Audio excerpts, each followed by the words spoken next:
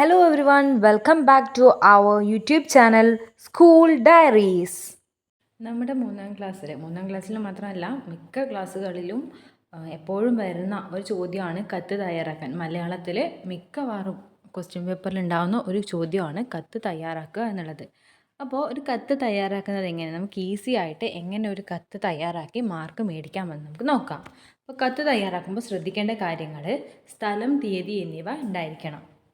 എവിടുന്നാണോ നമ്മൾ എഴുതുന്നത് ആ സ്ഥലവും ആ ദിവസത്തെ തീയതിയും.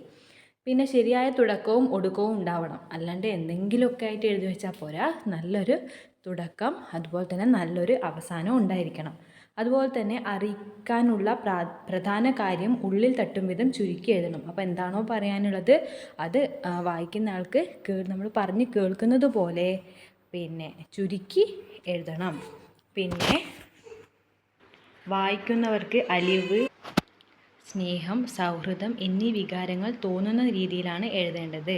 വായിക്കുന്ന ആൾക്ക് അത് വായിക്കുമ്പോൾ അത് എഴുതിയ ആളുടെ സ്നേഹവും ഒക്കെ മനസ്സിലാവണം.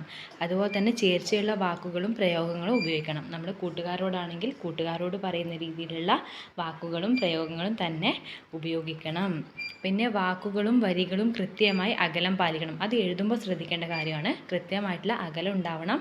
അതുപോലെ തന്നെ പൂർണ്ണവിരാമം, ചോദ്യചിഹ്നം എന്നിങ്ങനെയുള്ളവ വേണ്ടുന്ന സ്ഥലത്ത് പ്രയോഗിക്കണം. പിന്നെ ഓരോ കാര്യത്തെയും ഓരോ ഖണ്ഡികയായി വിശദീകരിക്കുക. അപ്പോൾ ഒരു കാര്യം ഒരു ഖണ്ഡിക, മറ്റൊരു കാര്യമാണ് നമ്മൾ പറഞ്ഞെങ്കിൽ അത് വേറൊരു ഖണ്ഡികയിലായിട്ട് എഴുതണം.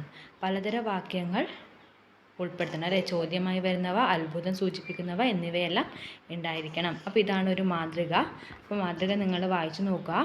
എന്നിട്ട് ഇതുപോലെ നിങ്ങൾക്കും എഴുതാൻ പറ്റുന്നുണ്ടോ എന്നുള്ളതൊന്ന് നോക്കാം. അപ്പോൾ വീഡിയോ ഒന്ന് പോസ് ചെയ്യുക, എന്നിട്ട് വായിച്ചു നോക്കുക. അപ്പോൾ ഇത്രയാണ് നമ്മുടെ ഇന്നത്തെ വീഡിയോയിൽ ഉൾപ്പെടുത്തിയിട്ടുള്ളത്. അപ്പോൾ ഈ ഒരു വീഡിയോ നിങ്ങൾക്ക് ഇഷ്ടപ്പെട്ടുവെങ്കിൽ ലൈക്ക് ചെയ്യുക, മറ്റുള്ളവർക്കും ഉപകാരപ്പെടുമെന്ന് തോന്നിയാൽ ഷെയർ ചെയ്യുക. അതുപോലെ നിങ്ങൾ ഈ ഒരു ചാനൽ ആദ്യമായിട്ടാണ് കാണുന്നതെങ്കിൽ സബ്സ്ക്രൈബ് ചെയ്യാനും മറക്കരുത്. അപ്പോൾ ഇനി അടുത്ത വീഡിയോയിൽ കാണാം.